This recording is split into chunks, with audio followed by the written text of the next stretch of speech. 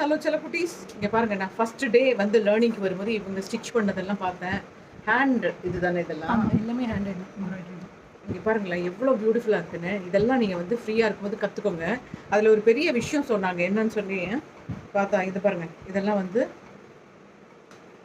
இந்த மாதிரி நீங்கள் ஒரு வெட்டிங் வந்து இப்போ நம்ம வந்து ஒருத்தர் வெட்டிங் இன்விடேஷன்ஸ்லாம் வைக்கணும்னா இன்விடேஷன்ஸ் இதில் வச்சுட்டு அவங்களுக்கு கொடுத்தா அவங்களுக்கு ரொம்ப அழகாக அப்படி ஃப்ரேம் பண்ணி உள்ளார வச்சுக்கலாம்.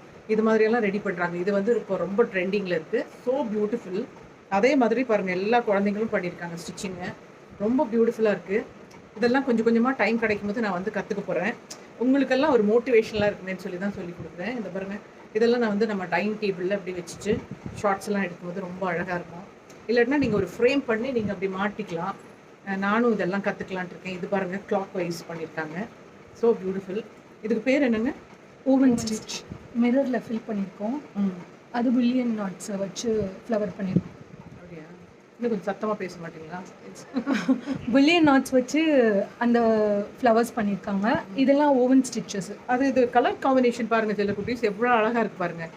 டார்க் ப்ளூ, லைட் ப்ளூ, அதுக்கப்புறமா ஒரு மாதிரி இருக்க ஒரு என்ன கலர் இது?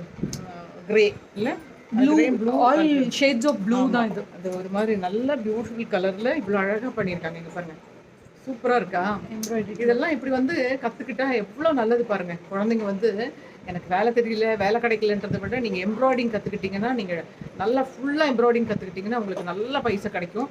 இதெல்லாம் நீங்கள் வந்து தெரிஞ்சுக்கோங்க. நானே பாருங்கள் ஒரு கிளாஸ் எடுக்கிறேன் ஃப்ரீயாக இருக்கும்போது. இடையிடையில் எனக்கு டைம் கிடைக்கும்போது நான் வந்து எல்லாம் கற்றுக்குறேன். So beautiful. இதுவும் பாருங்கள், ரொம்ப அழகாக இருக்குது. இது தீபிகான்னு அந்த குழந்தை பண்ணியிருக்கு. இது பாருங்கள், சைக்கிளில். இது வந்து பியூட்டிஃபுல்லாக இருக்கும். இது வந்து நீங்கள் அப்படியே எங்கேயாச்சும் வாலில் நீங்கள் வந்து அப்படியே ஃப்ரேம் பண்ணி வச்சிங்கன்னா வீடு பார்க்குறதுக்கே ரொம்ப அழகாக இருக்கும். அப்படி ரொம்ப சூப்பராக இருக்குது பாருங்கள். ஸோ நம்ம வந்து எந்த வேலைனாலும் செய்கிறத பற்றி கவலைப்படவே கூடாது, வெக்கப்படவே கூடாது. எந்த வேலைனாலும் கற்றுக்கிட்டே இருங்க.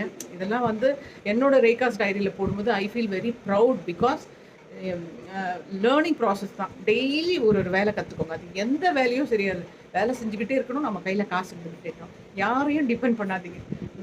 நம்ம தான் டிபெண்ட் பண்ணணும். Okay, Tata, bye, love you.